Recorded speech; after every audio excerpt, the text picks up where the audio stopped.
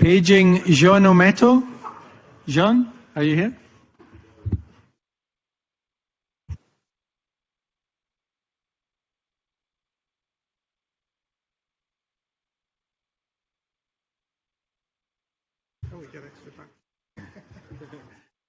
Okay, could you please take your seats? Can you come inside? We're going to start again for...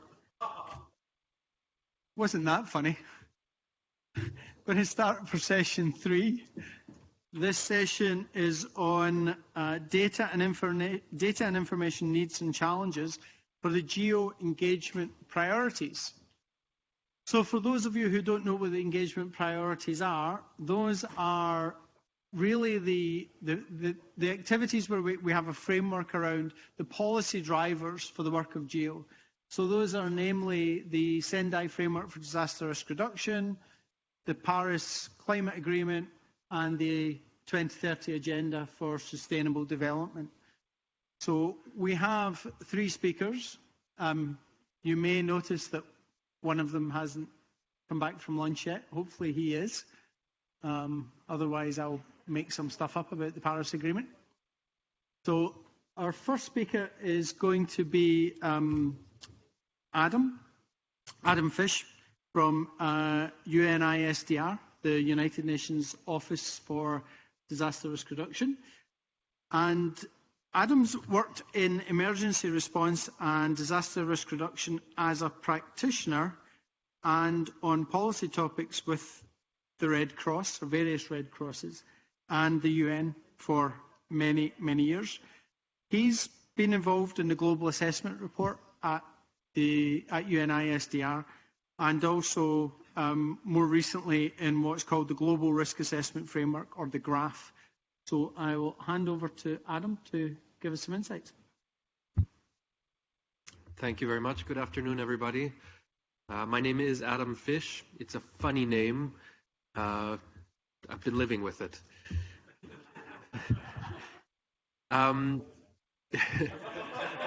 I'm also, I guess I'm a little bit self-conscious because I'm probably the least scientific person in this room. I'm a UN blah blah guy here, so I'm going to do a bit of blah blah. I'm happy to hear that I've heard a few times the Sendai framework mentioned. Normally when I'm in a big group, I see how many people can name more than 3 of the targets of the Sendai framework to really get a sense of who we've got. I'm not going to test you because I suspect that you'd test me back and I would lose.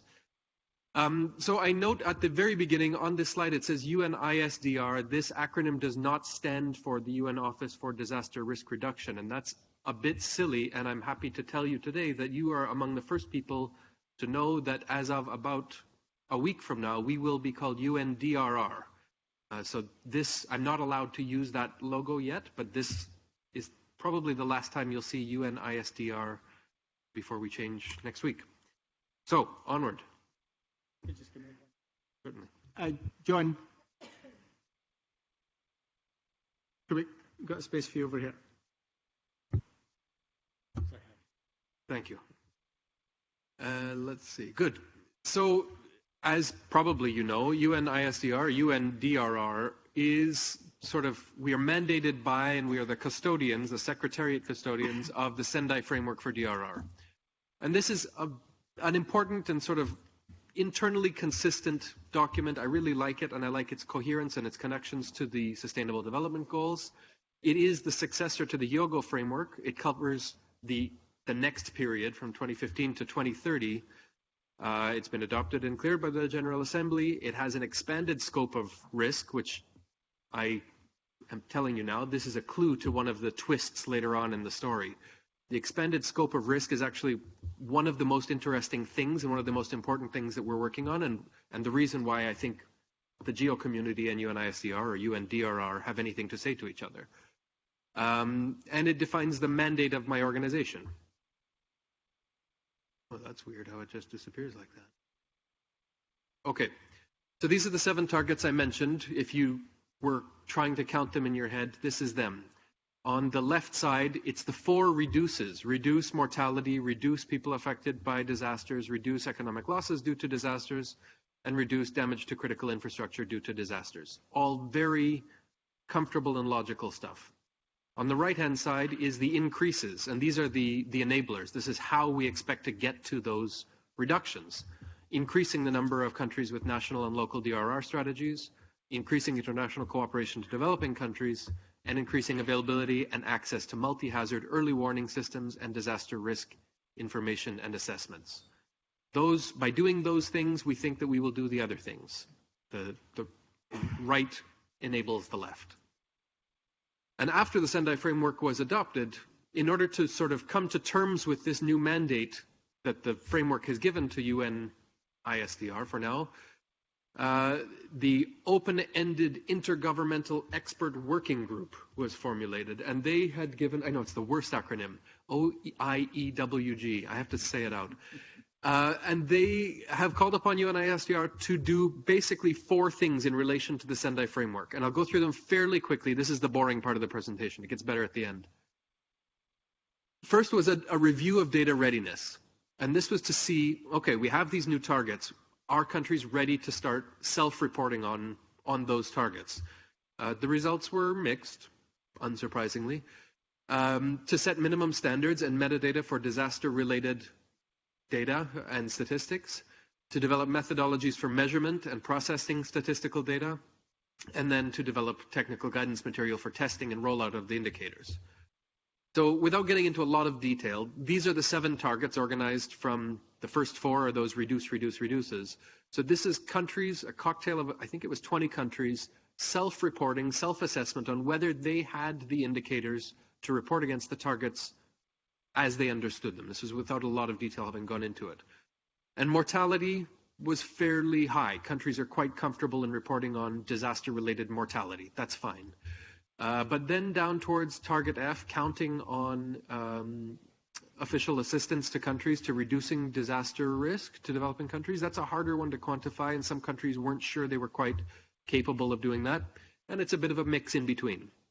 But we did that, and that was the basis of the next elements. So from this as a baseline, the sort of the readiness of the average country to self-report against the indicators of Sendai, we developed, a series of fairly technical and scientific and diplomatic people developed the technical guidance for monitoring and reporting on progress of achieving the global targets of the Sendai Framework for Disaster Risk Reduction. It sounds very dry.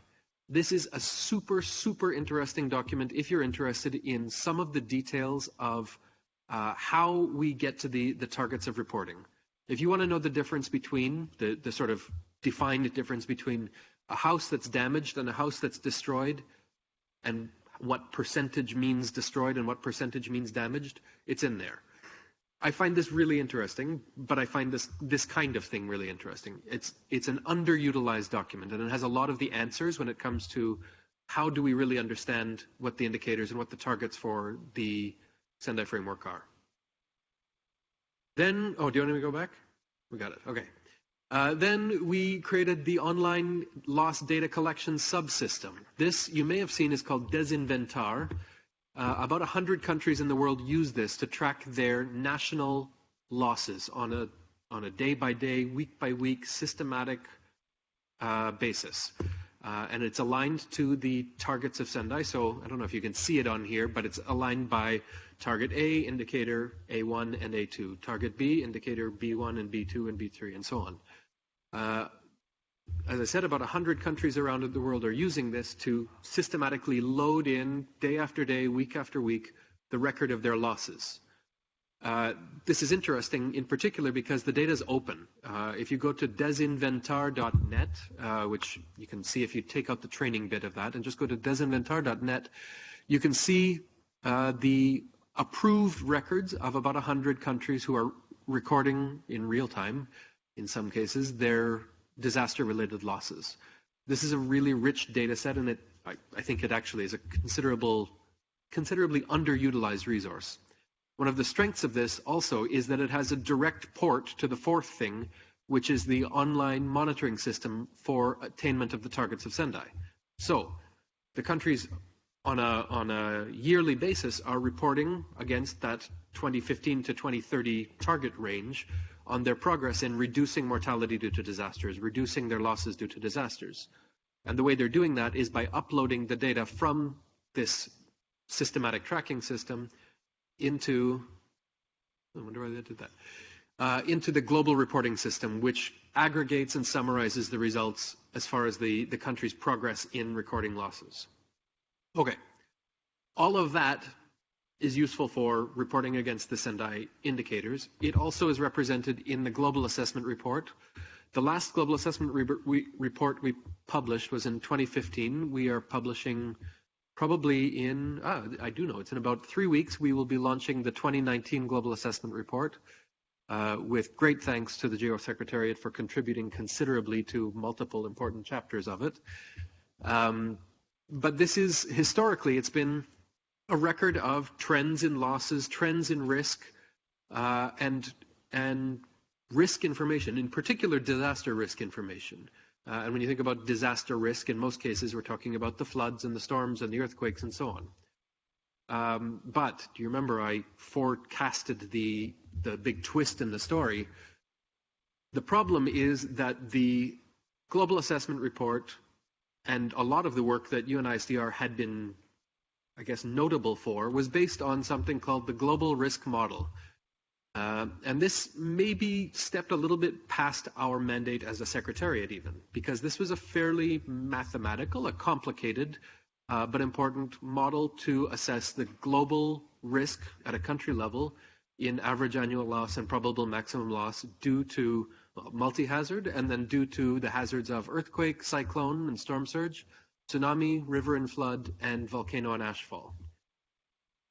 This is good, and this was good, and it was good for quite a long time, but those hazards are quite Hyogo framework specific. They're not adapted necessarily to the Sendai framework, which has expanded the scope of risks, if you recall.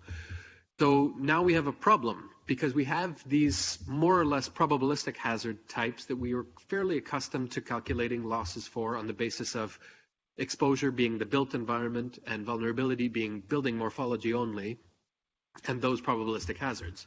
But now, imagine a big record scratch noise.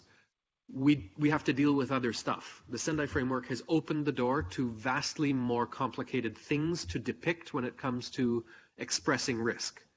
So now we have, and this is taken directly from the Sendai framework, sudden and slow onset disasters caused by natural or man-made hazards, environmental, technological, biological hazards and risk, for a better understanding and address the dynamic interactions of systems risk. Well, this is a pain. Like, we spent a lot of time going to extensive trouble coming up with these metrics like the average annual loss. And now we have these things that are not just complicated, they are complex beyond tractability. We have things that you cannot properly model, for example, epidemics and border crossings, whereas in many countries, epidemics are among the most damaging disasters that they face, or plant diseases, or industrial accidents. These things are hugely important, and we now have them in the mandate. So now we've done it to ourselves, and we have to figure out a way to represent them. But they're very, very much more complicated to represent because they're not practically modelable. So here are some of the definitions. Again, this is from that very boring sounding but very useful document that I mentioned in point number 2 or 3. Biological hazards like bacteria, viruses, parasites, venomous wildlife and insects, poisonous plants and mosquitoes carrying disease-causing agents. You can imagine as the effects of climate change begin to be more and more felt, some of those things will probably become increasingly important to be able to represent as risks in the world. Likewise, technological hazards, industrial pollution, nuclear radiation, toxic waste, dam failures. We just had another one in Colombia this week, I think. Transport accidents, factory explosions, fires, chemical spills. Fires actually are a very important one that we're seeing quite a bit in North America right now. California's had multiple successive record years of fire-related losses. Canada had huge losses. South Africa has huge losses. Philippines had huge losses last year due to fires, but they're not modelable in a probabilistic way, in the way that we've been accustomed to modeling the possibility of risk. We're in really uncharted and quite uncomfortable waters in a lot of ways when it comes to this stuff. And then environmental hazards are maybe even longer term, slower onset. giving us even more challenges related to this. I stopped even looking at my notes. I'm so excited. Okay. So this didn't turn out so well. On the left, you see the Hyogo cube at the top there, which strived to use those sort of handful of metrics, the probabilistic hazards and the exposed environment being the built environment and the vulnerability being building morphology, which I think we'll all admit is not an acceptable measure of vulnerability. And it boiled it down to a series of single numbers for national scale. 3.3% of GDP was the average annual loss expected in some country. Okay, that's interesting, but not terribly useful for decision making or for even understanding risk, except maybe as a trend. And then we're trying to get into this more dynamic model. And I know cubes are very popular now. I imagine we're going to hear more about cubes tomorrow. But now we're trying to look into how can we represent the risk related to other hazards better, the non-probabilistic hazards. How can we represent more than just exposed assets of buildings when, for example, development rates of buildings alone are making a mockery of any kind of return period in the hundreds of years? We talk about a 100-year flood, and then there's another one the next year, and these numbers are starting to lose their meaning because the damage figures that they're based on are so they're too slow to adapt to the growth rates, and that's only for buildings. And the idea of the graph. So the graph is what we think is the future, which is sort of a multi-dynamic cube flying through space and time. Which is to say that the challenge right now is to represent risk not as a single figure, not as a 1-year average annual loss, but as something that somebody could look into the risk related to epidemics at a subnational or multi-country scale, maybe including cascading or systemic effects across markets or livestock or species jumping elements or natural hazards leading to industrial hazards. All of these things are, in a lot of ways, more frightening because they're really hard to represent and they're really hard to be scientific about and they're really hard to sound certain about. But it's also more honest. It's a much more realistic picture of the world. You don't just have an earthquake and then everything stops and you rebuild everything. As Stephen mentioned, I was in Haiti after the earthquake in 2010. The earthquake happened, and then there were landslides, and then a few storms came, and then the cholera epidemic popped up, and these things are linked, and they feed on each other, and the vulnerability compounds. We need, and I say we need, not really ascribing responsibility to anybody, but globally, we need a better way of representing risk beyond saying that the earthquake risk is this. That's not really going to be sufficient any longer. Oh, this one really didn't turn out. I don't know if you can see this, but what this is depicting is what I find quite an attractive idea, which is that there is a confluence of all of these things. The Sendai framework is starting to take a more systematic approach towards these things. The 2030 agenda is harmonious with Sendai, is harmonious with the New Urban Agenda. So we've gone from these sort of multiple dynamic and differentiated frameworks and tools and organizations, and it's starting to narrow, and we're starting to get more cohesive and more organized. And this, I think, is a reason to be hopeful. The 2015 agenda has really given us a reason to be hopeful about the interconnectedness of these things. Oh no, I have to run. All right, so UNICR has become the secretariat of the Global Risk Assessment Framework. And this is based on some recommendations of an expert group who had promoted the idea. And again, thanks in many cases to members of this very room, the GEO community contributed extensively to the formulation of this framework of expertise and tools and knowledge and ideas that is not terribly well defined yet, that will come to terms or start to come to terms with some of those challenges I just explained. Do that. So the vision is to improve understanding, provide actionable insights, support decision makers and maximize synergy, build trust in assessments, foster the collaborative culture, and mobilize finance and de-risk investments. And I suspect that this will be familiar to many of you because these are motherhood issues. You know, these are things that are at the basis of a lot of the organizations in which we work. I'll skip this. So the question, I guess, or the reason I'm here is to talk about the data needs. The title of this session is, where is it? It's on the back. Data and information needs and challenges for GEO engagement and priorities. In a way, the answer is sort of the Olympic motto, no? Higher, faster, stronger, interoperable, comprehensible, comprehensive, open, joined up, smarter, more, regular, transparent, creative. I mean, everything needs to happen all at the same time right now. Like I said, we're in really uncharted waters, and it's kind of scary. So the needs right now are everything. Everybody needs to be doing everything all the time. That's not a really useful message, I admit. But I guess I'm encouraging you to think about the global risk assessment framework, this structure that UNISDR or UNDRR, as of next week, is the secretariat of this thing, is trying to sort of organize these things and bring together these things so that we can move from this idea that risk can be quantified into a single number or a single GDP figure or a single annual average loss into something that is maybe less precise, but maybe more honest about risk and about disaster risk and what's possible. And I think the Grid 3 actually was showing a very nice possibility for expanding on the strength of vulnerability data. This is a huge weakness in my work, but in a lot of our work.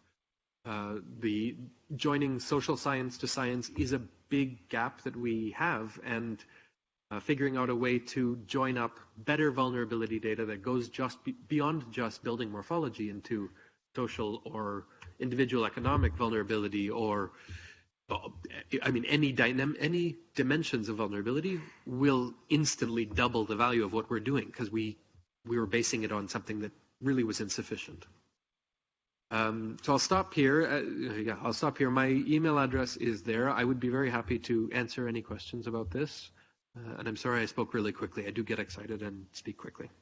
Thank you. Thank you, Adam. If anyone has some immediate questions, I'll take them now if they're short. If not, we'll go back to questions. Okay, Bob? If not, we'll go back to questions at the end. Laurent. Thank you. Just a quick one. Desinventar, the MDAT CRED, what's the difference, or are you working together? I'm just curious because that has some history in terms of putting disaster loss and other data together. Okay, thank you. Yeah, so the difference between Desinventar and MDAT, is that the way to do it? Okay. Well, MDAT, I'll simplify things quite a bit, which I hope if there's anybody from MDAT, you'll forgive me for simplifying quite as quickly as I am. MDAT is great. They have a global scale. They have national level resolution. They have these thresholds of 10 deaths, 100 affected. And I think that's the main things to mention. The important thing about Desinventar is that it is nationally filled. The data goes in by national inputs, which means that there are no thresholds. If a country, based on the definition of disaster being something that supersedes the ability of the community to cope using their own resources, if the community feels it's a disaster, it's a disaster. Before I joined the office in Geneva, I was working in our office in Nairobi, where I spent a lot of time traveling around Africa installing this system. And I said, look, would you be satisfied with a system that said that a river could wash away a village of 90 people and it doesn't count? And of course it doesn't. That's not satisfactory. It might work for countries with much bigger populations or whatever, but especially for sparsely populated, smaller countries, we get a lot richer input. I did a little experiment to take the same year period in the same countries that with MDAT and with Desinventar, just counting economic losses, and theirs, I believe, captured about 4 billion in economic losses, and ours captured about 16 billion. Just to give an idea of purely economic side. So I mean, in the global assessment report, in our global reporting, we use MDAT where the countries do not have a national database or Desinventar. it is an excellent resource. Thank you. Yep. Can you use your mic and say who you are, please? Hello, thanks. I'm doing a PhD on vulnerability indicators, so I'm really focusing on your framework, and I'm just wondering what kind of data are you planning to use, or would you like to use to maybe build on further on vulnerability? Because that is a very important issue. I'm basing my research mostly on climate migration, but vulnerability is such an expansive, it's really big scope to think about. Thank you. Thanks, and thanks for your research. I hope that we can use it, because vulnerability really is a big weak spot for a lot of this kind of work. What are we hoping to use? Much more than we have.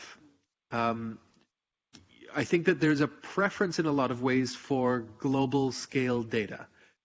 Data sets, in particular data. This is talking about quantifiable, and probably there's a scope to even talk about qualitative data eventually. But yes, when we're talking about blending with existing hazard models, existing risk models, things that can be easily matched to global scale data, I think are a preference, but that's actually just favoring the existing community. We've seen some good models of, like the, I don't know if anybody here is from the GEM, from the Global Earthquake Model. They have a mosaic system where they're stitching together national risk maps related to earthquake hazard, seismic hazard.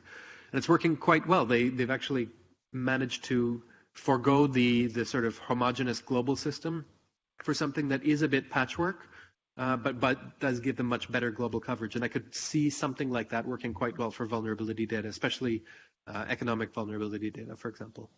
But going back to my higher, faster, stronger slide, yeah, anything you've got, more, faster, bigger, interoperable, every one of those good verbs, I think eventually will become very useful in what the global risk assessment framework becomes.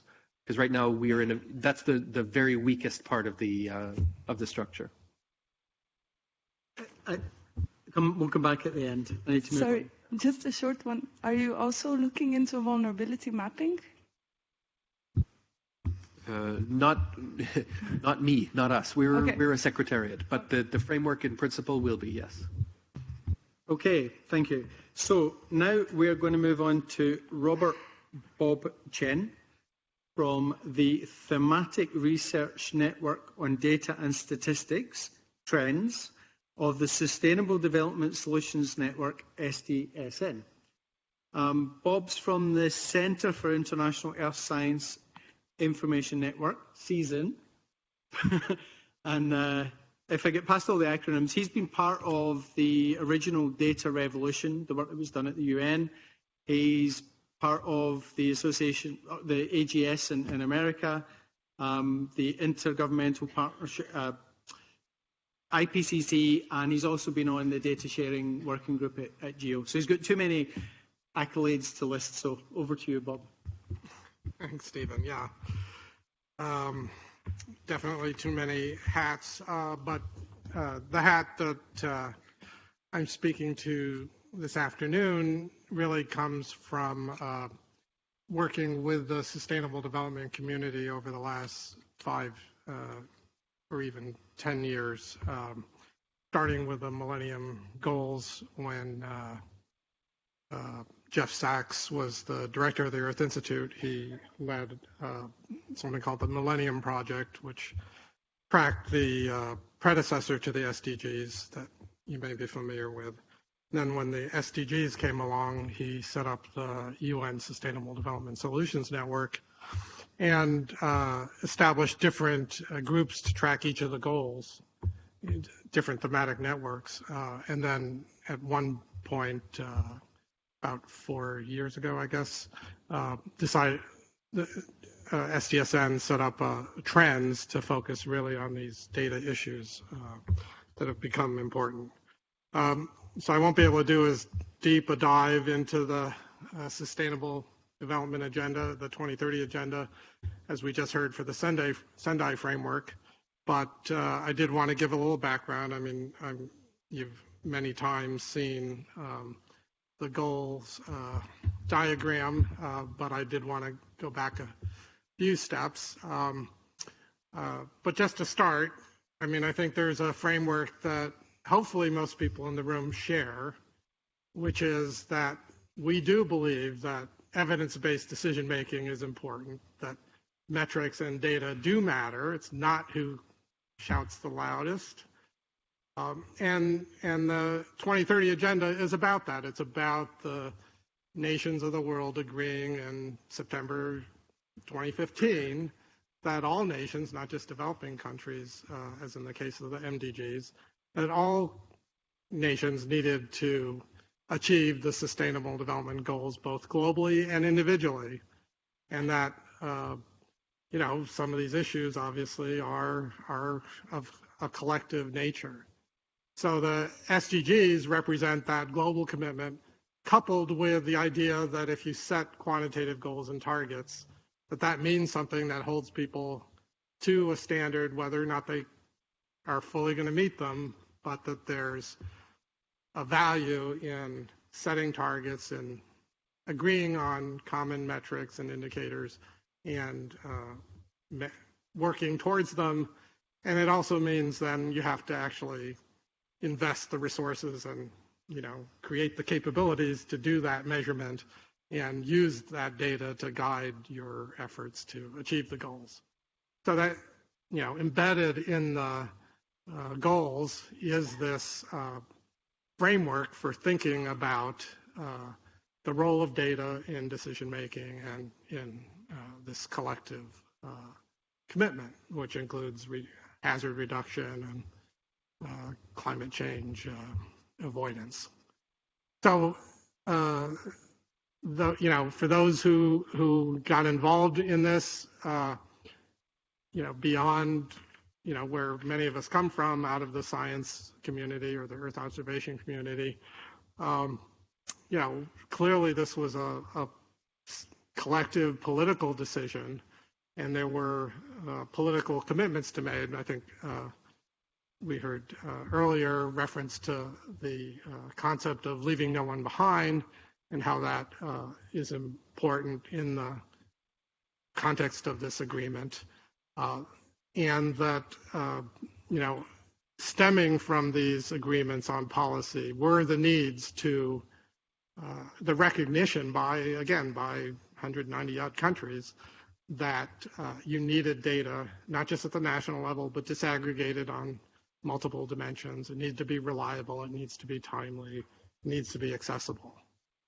So as you dig into these, some of the text, it talks about the dimensions of disaggregation, obviously geographic location, but also vulnerable population subgroups and so forth.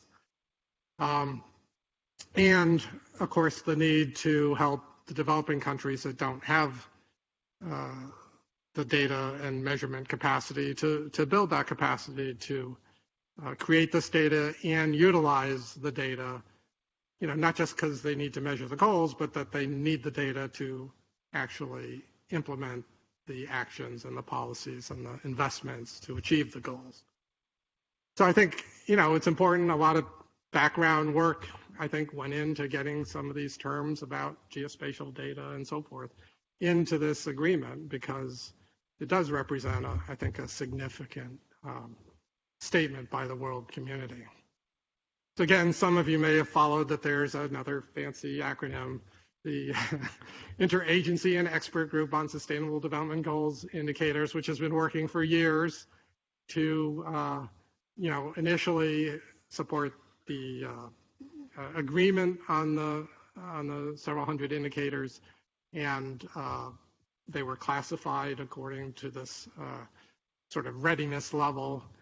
Just again, most of you have probably seen this, but you know, as of a month or so ago, there were only 100 of the 220 were actually considered well adapted. I mean, well accepted and more or less measurable across most countries. Still a lot in tier 2 and still a fair number in the lowest tier. And you can kind of get the rate of progress because only about 20 moved out of tier 3 in the course of the year from 2018 to 2019. But there is a whole set of organizations that have kind of grown up.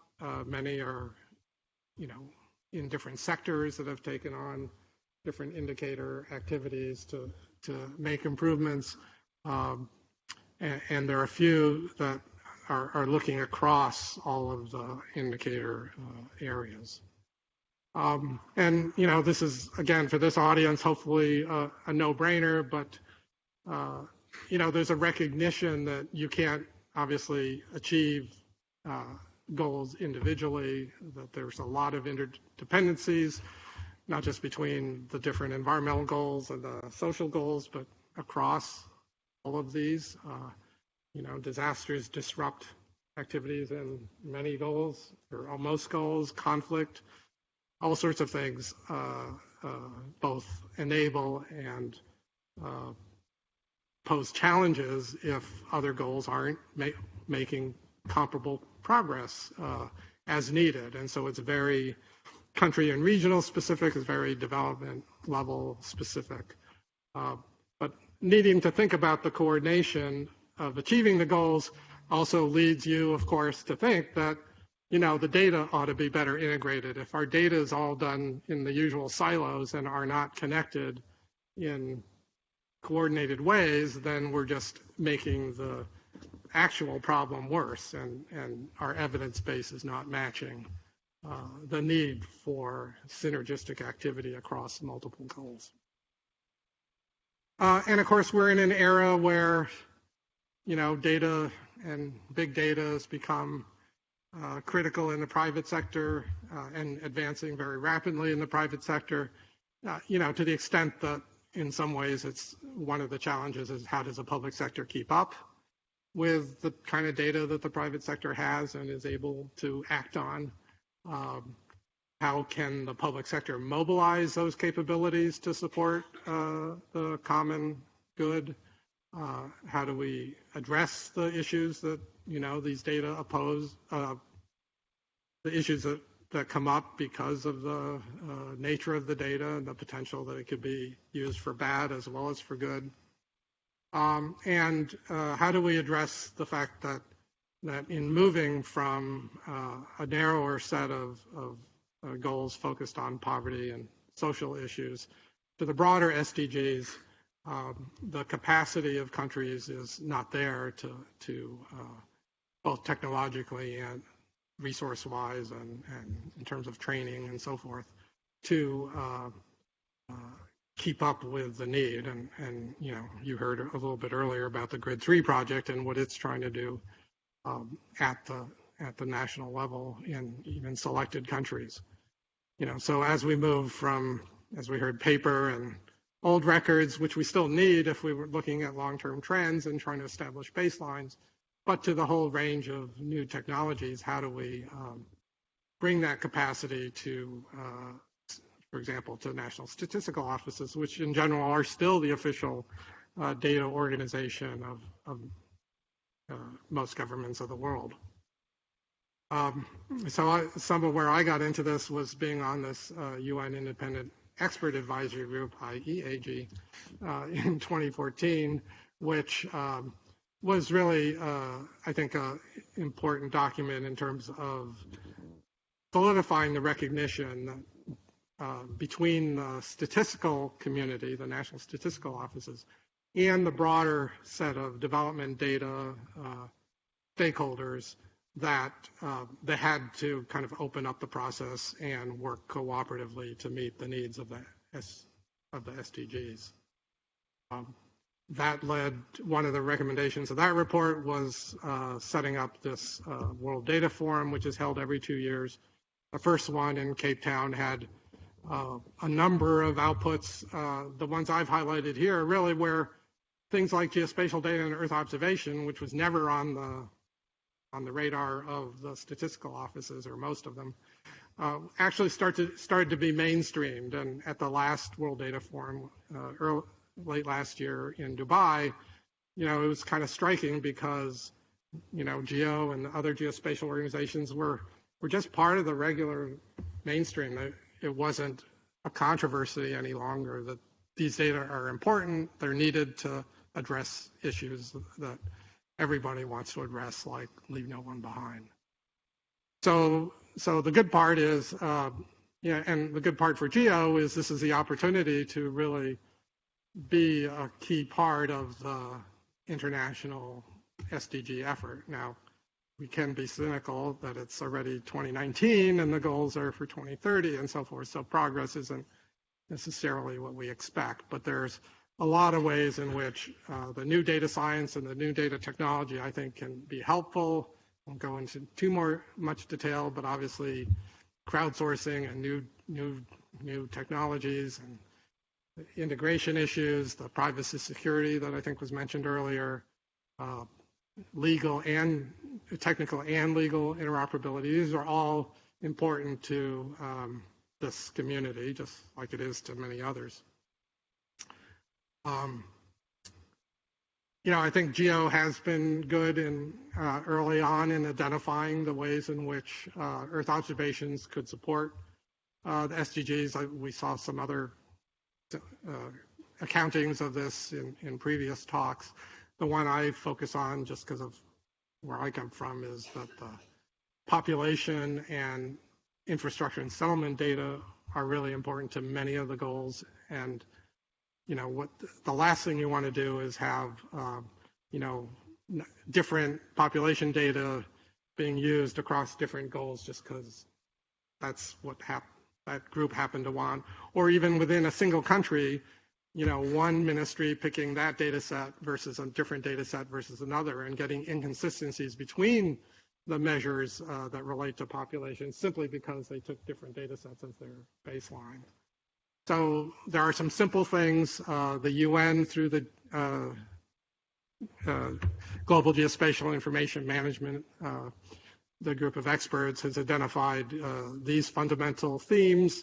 And of course, there are some that are identified as common, the population one, the built infrastructure, and others in which there's a recognition of the need for taking global data of the kind that comes out of GEO members and organizations and making them more consistent, available, useful, and so forth as a basis for a whole range of SDG applications. So just to wrap up again a little with the work that my center and our community does under Human Planet and others. As we know, there's lots of remote sensing applications in population and settlement mapping, starting, with all different sources, nighttime lights, medium range remote sensing, radar products, and then, of course, high resolution imagery from public and private sources. What's great from a producer side, from a scientific viewpoint of having these new products, building more complicated models, that's what scientists and others love to do. But for the users, it gets very confusing. Which one's better where? Is radar worth, it's lower resolution, is it better in places that are always cloudy? What are the trade-offs? These are complicated issues, and most users don't understand that. And so, just making it available through GEOS and having it instantly available is good, but it doesn't actually bring the knowledge and the understanding for a user to decide what is the most valuable. So not all the data is fully open access. They're not always maintained. They're not always well documented. They may not be interoperable. Like this cartoon, you can't always trust Google Maps. They're not necessarily well integrated with exactly the vulnerability to the data, the exposure, the other things that are really part of a dynamic process of people living in buildings, working and moving and whatever else on different time scales. So we have to think more in a more sophisticated way about these data, not just as snapshots that the satellite takes, once every 17 days or whatever. So GEO, I think, has been taking a lead role with the Joint Research Center. I've been co-chairing the Human Planet Initiative. We brought in different groups under this umbrella. Hope to have a meeting in October in New York, or the second one. We also coordinate with the EO for SDGs initiative, which also ties directly to some of the needs of the statistical community. Just a related plug, you heard about Grid 3, which, as I said before, is bottom up. Also with support from the Gates Foundation, we've been building a partnership sort of from the top down. So all the different groups that are producing data sets, including both public and private companies, building population data sets, we've been organizing to try to get them together and say, you know, let's think about how to validate different data sets, the way the climate models are validated under the CMIP activities in support of the IPCC. How do we give people good information about what data sets are better to use, when, and why? And so trends, and part of this partnership is that it's not just supplier driven. So the Global Partnership for Sustainable Development Data and Trends are really here to identify the user needs and make them clear and represent them, and also do outreach to these groups in a way that no supplier can really do without a lot of effort. So we have a website, for example, where you can not just layer things, you can actually see things in a parallel fashion and do queries and see how do these data sets vary on any particular area that I'm interested in. I mean, we have to go beyond just presenting the data and say, okay, here's an assessment of the range. These are not all independent estimates of population, and they vary quite a bit because of the underlying methods, which are all logical methods for different purposes, but users don't always know that. So how do we convey that and make it more useful for the end user? So I'll end there, but thanks, and hopefully you'll get some information about the Human Planet Forum sometime in the near future if you're interested. Thanks.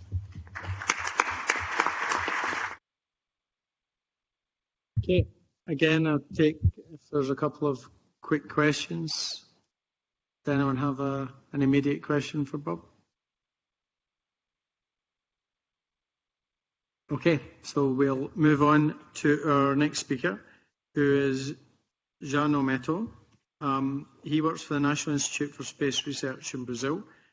He's done quite a lot of work on food security, environmental susceptibility for landfill sites, for waste, work on the water-food energy nexus, ecology in Amazonia. And I went through ResearchGate last night and looked at his 175 papers, so I got a good idea of what he's been doing. So he's another very accomplished scientist in this area. So over to you, Jean, to talk about the Paris Agreement stuff. Well, thanks a lot, Stephen. Thanks for GEO for inviting me to have been here today. So I'm going to bring a bit different perspective of the two previous talk by Adam and Bob. So the idea is to present a little bit of a showcase of what's being done at regional level to map and contribute to the greenhouse gas emissions inventory through Earth observation data. So, yes. Okay, so where we're sitting at actually. So it's a big compromise that countries have to do. The Paris Agreement came out, and understand that most of